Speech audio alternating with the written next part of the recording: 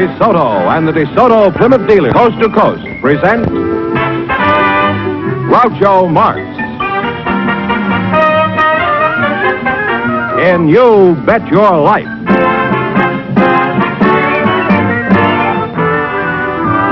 Groucho sent me to see the new DeSoto. Groucho sent me, and I love to drive this car. It's long and low and roomy, you're so handsome you can see. It's powerful, and I'm so glad that Groucho sent me. Listen to him when you hear Groucho say, Go drive the new DeSoto at DeSoto Plymouth dealers today. And now, here he is, the one, the only... I thought he went out with the old year. Oh, that's me.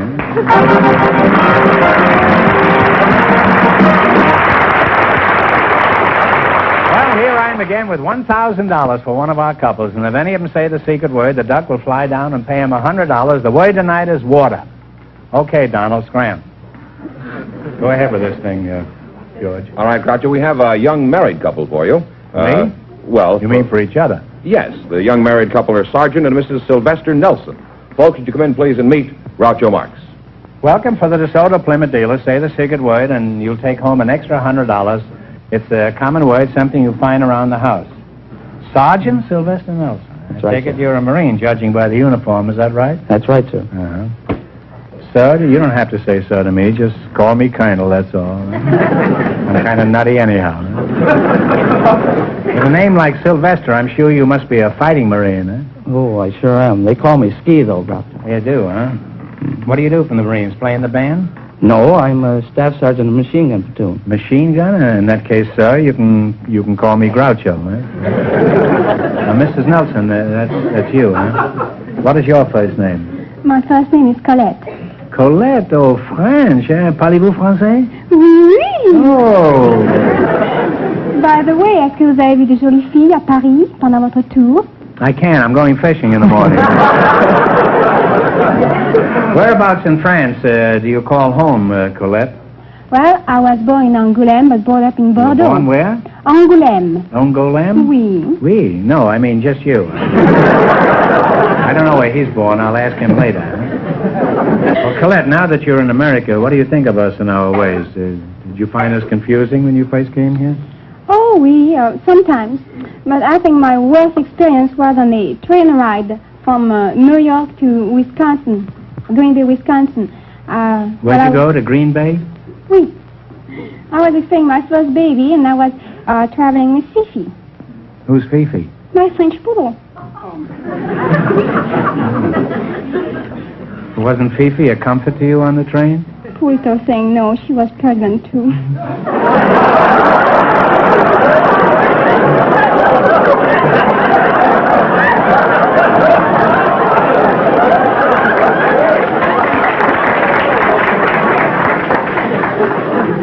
Well, that shouldn't have upset you. I once had a berth on a train myself. That's a pretty old joke, Colette, what I just said. Don't you think it's funny?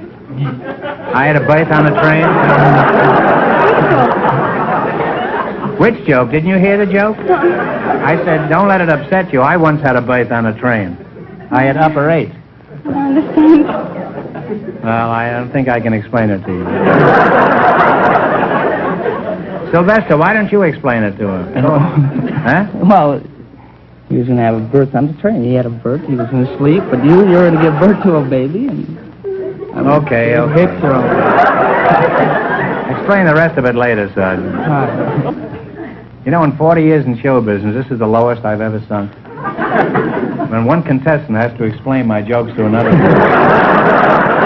That's what I'm for, Well, it's been a real education talking to you two, and I wish both of you success, children, and happiness.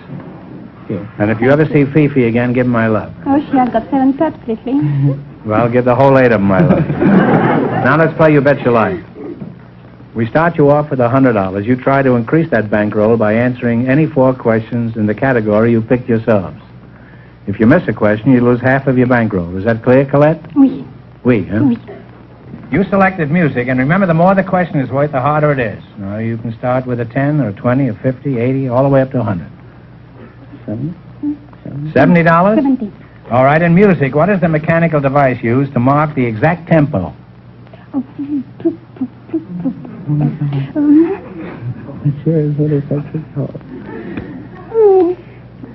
What is it in French?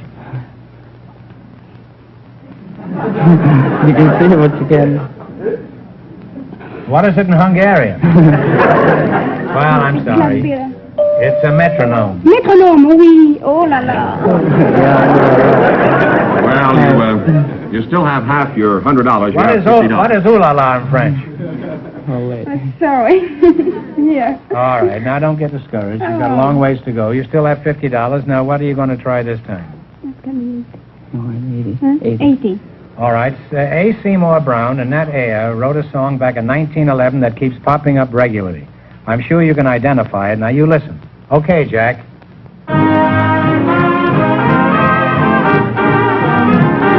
Beautiful doll? Oh, you beautiful doll is right. That is right. Absolutely. Oh, yes. Oh, hi. You now have $130. Now, what do you want to try? How many francs? 90. According to the folk song, who wore sardine boxes minus topses in place of shoes? Oh la la. Oh, that's a hard one. According to the folk song, this is an old American song, and this is one of the lines in it. Who wore sardine boxes minus topses in place of shoes? Do you know, George? Yes, I think I do. Tell it to him. Clementine? My darling Clementine, that's right. You win $50, George. But unfortunately, you lost half your $130. You now have $65. All right, now here's your last chance to beat the other couples, and don't be discouraged. 100? That's the hard one. All right. There you go. Huh? The bigger the money, the harder the question, you know. Well, no. I don't want to alarm you. 100, go ahead. 100. What was the first name of the great Austrian composer, Mozart? What was his first name? Oh, I should know it. I know I should know that. I'm stuck. Well, it's a ridiculous name. It's Wolfgang. Oh, I would have never guessed it. No. If you'd have thought of Errol Flynn, you'd have guessed it. Now, I'm Well, sorry. you wind up with $32.50. Thanks and good luck from the DeSoto Plymouth dealer. Sorry you didn't win more.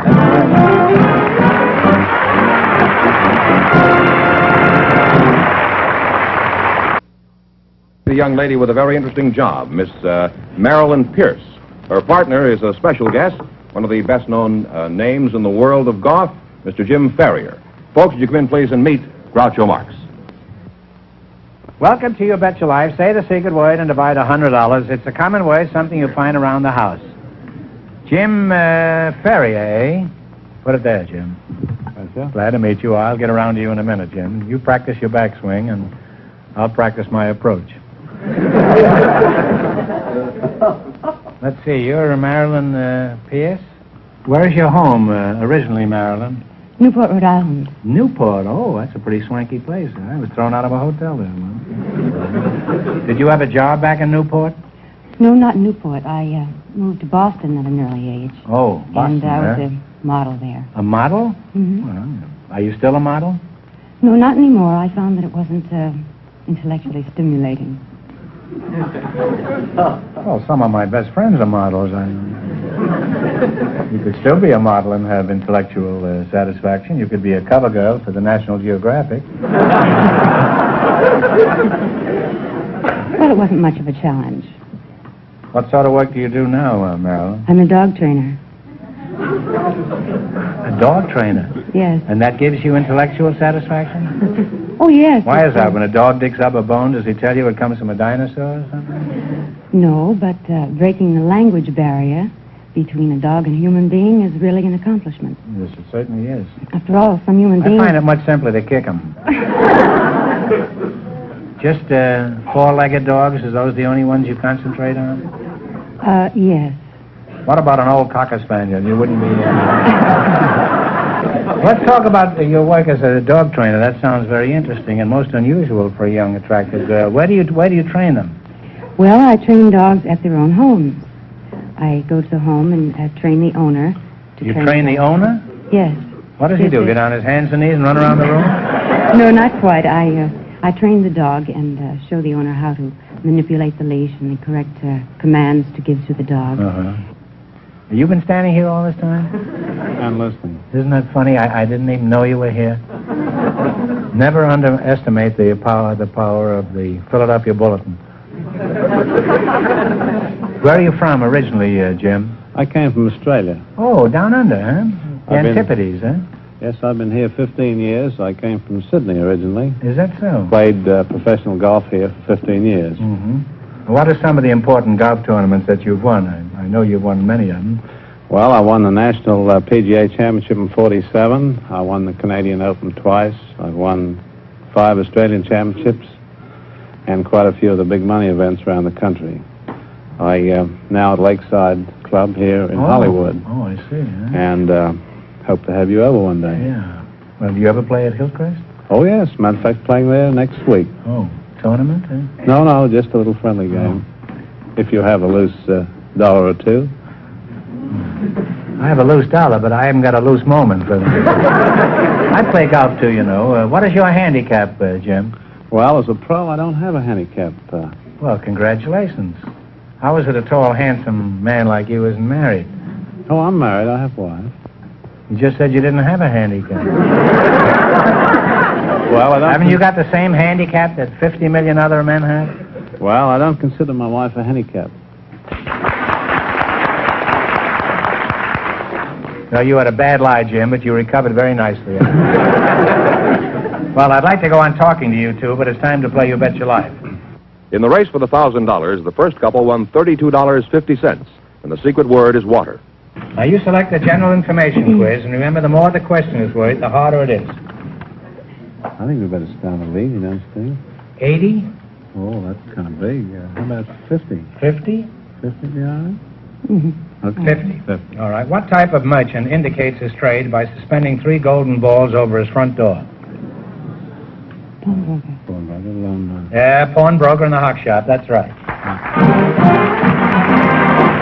You now have $150. What are you going to try this time? You have $50. $150. You want an 80 or 90 or 40 or 60? Oh, no, it's 100. 100? 100? Oh, gee, that's pretty high. You agree with that, Jim? Oh, 80? I'm not very intellectual. 80, okay. 80. What is the monetary unit of Italy? Lira. Lira is right. No. You now have $230. What do you want now, a little one or a big one? Big ones are harder, the little ones are easy. Let's go to 60, back to 60. 60? We're going pretty good. 60? 75. There is no 70. No? All right. There's a 70 or a 80. You've had the 80. 70? Okay. What is the complete membership of the United States Senate? And I want the precise number. 48. How many members in the United States Senate? I think it's more than No, that. wait a minute. 48. Let's see, no, 96, I believe it is. 96? 96 is right, huh? You now have $300. What are you going to go for? 60? What? 60 or 60? 60, ma'am? Can we go up? Don't look at me with those big black eyes. Oh, I think 60 would be safe. I'm Scotch, you know. Well, I am, too, but I'm in living danger. All right, 60? All right. How many justices are there on the Supreme Court? And I want the exact number. It must be 12. I believe. One answer. I don't know. I would say 12. 12. No, I'm sorry. It's 9, Jim. Well, it you is lost pretty half good. your $300. You wind up with $150. Well, thanks and good luck from the DeSoto Plymouth dealers. Sorry you didn't win the last one.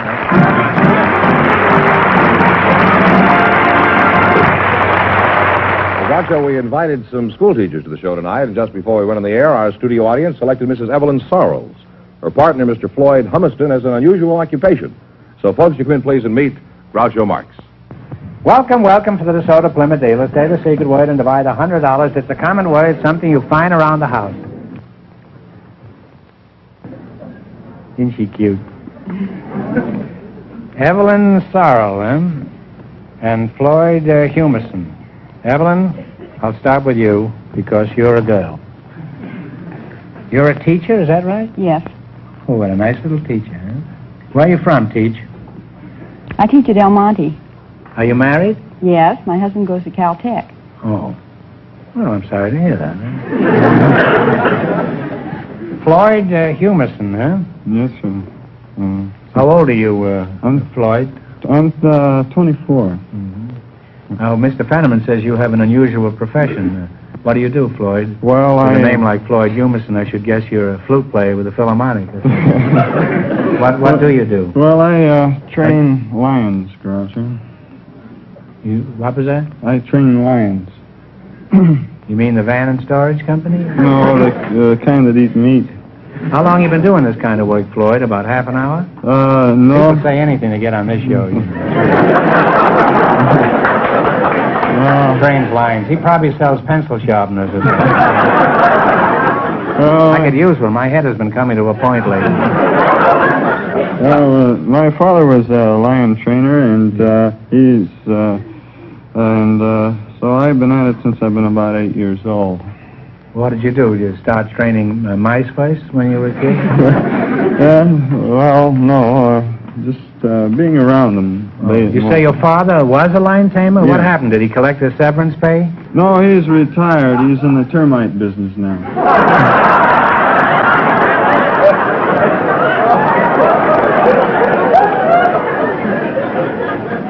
Termites. He must cut quite a picture crawling under a house with a whip, a chair, and a loaded revolver.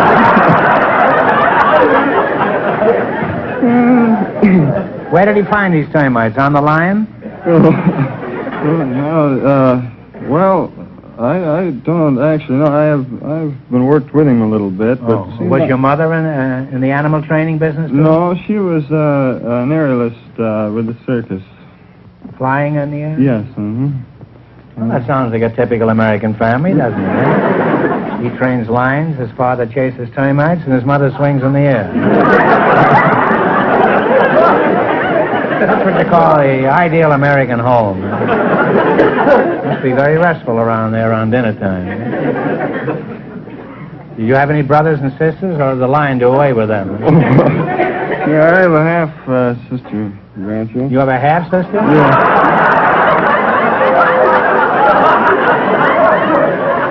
You mean you keep the lion in the house? I used to, yeah. Well, a half a sister's better than none, I guess. Which half you got, do you remember? Well, Floyd, Floyd, you chew on a hunk of raw meat for a minute while I engage this beautiful teacher here in repartee. How old are you, Evelyn? 24. 24. How long have you been teaching school? I'm starting on my second year. Really? Huh? Well, aren't the children distracted when you walk in the schoolroom? No, I teach girls. Oh. What do you teach these girls? I teach homemaking. Homemaking. What's that, carpentry and things like that? No, among other things, it's cooking and sewing. You mean you're the one who teaches these modern girls how to cook, eh? You're a worse menace than Smog. Floyd, let's get back to your lions. Do you own any yourself? Yes, I do, Groucho. I have a lion named Fearless Fagin. Fearless Fosdick? No, Fearless Fagin. Where's Fearless Fagin now? Well, he's at home. I see. Is he pretty friendly around the house? Oh, yes, he's very friendly. He lives in the house, and he used to sleep in bed with me. What happened? No, my wife didn't like it.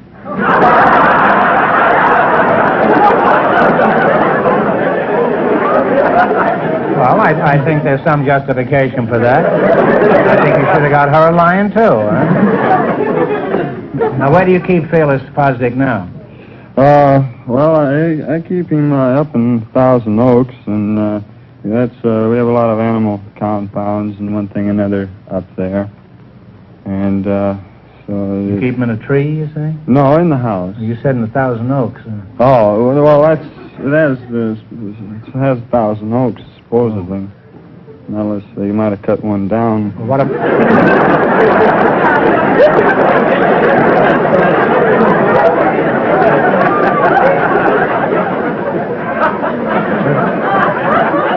that anything like 29 pounds? Well, I guess about the same, yeah. Well, how do your neighbors feel about this? Don't they complain? No, they have elephants.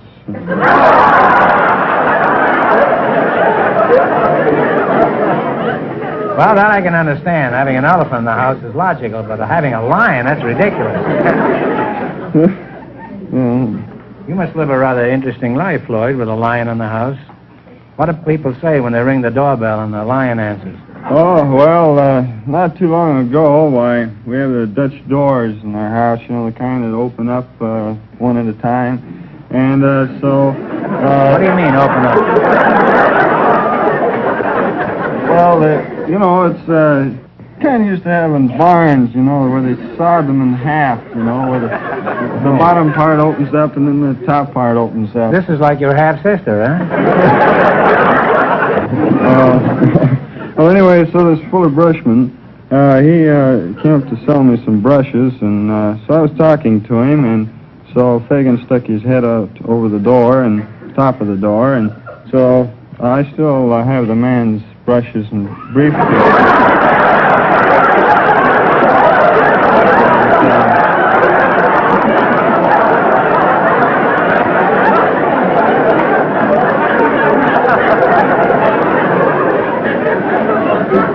Well, you think this brush salesman thought the lion was your wife?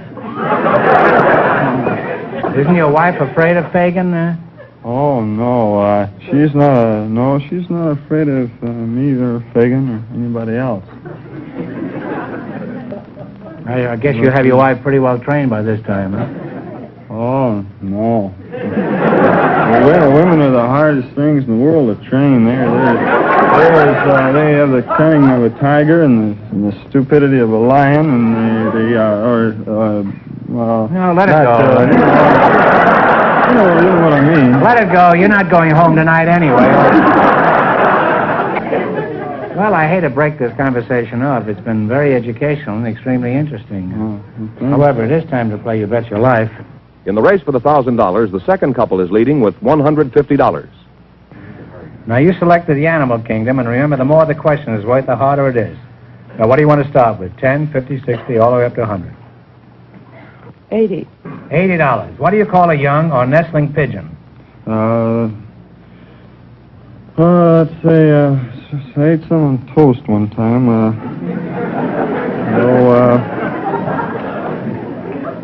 I hope they agreed with you. Squab. Squab is right, yes. You have $180. Now, what are you going to go for? 90. 90. What kind of an animal is a Flemish giant? Flemish giant. That's a fowl, if I'm not mistaken. Flemish giant. Let's see. Guess, if you don't know. Well, I'm sorry, it's a rabbit. Oh. Yeah, that's a shame. You lost half your 180. You have $90. All right, now what are you going to go for? 70. 70. What do you call the rodents that live in colonies on our American plains? They have a bark resembling that of a dog. That is your, a prairie dog. That's right, a prairie dog is right. You now have $160. And here's your last chance to beat the other couples. What are you going to go for? 60. What? 60? 60. What are teals, golden eyes, and canvasbacks? Eels, goes and gather ducks. That's right, ducks is right. And you wind up with $220. Thanks, and good luck to the DeSoto Plymouth dealers. Thank you.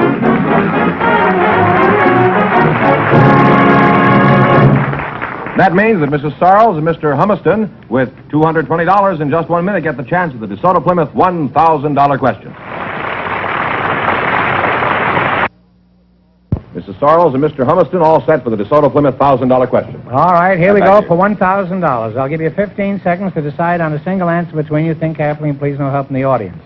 One of the most famous cartoon characters of the last 40 years is the Timid Soul, created by H.T. Webster. For $1,000, what is this painfully timid character's name? Talk it over. Old friend of mine. Yeah. See, I don't think it's been going 40 years. All right, what is the answer you two have decided upon?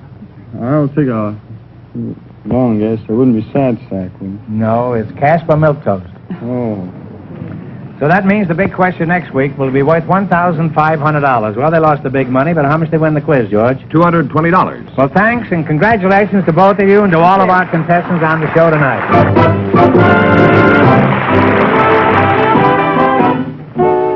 Friends, go in to see your DeSoto Plymouth dealer tomorrow. And when you do, tell them Groucho sent you.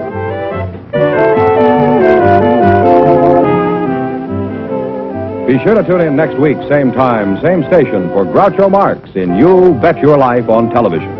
On radio every Wednesday night. And don't miss the big Chrysler Corporation TV show each week on another network.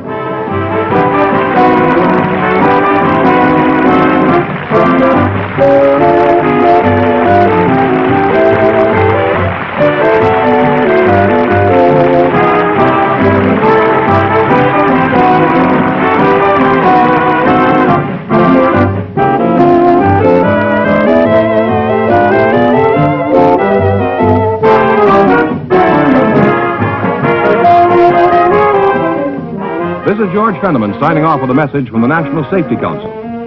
You can't control the winter weather, but you can control your speed.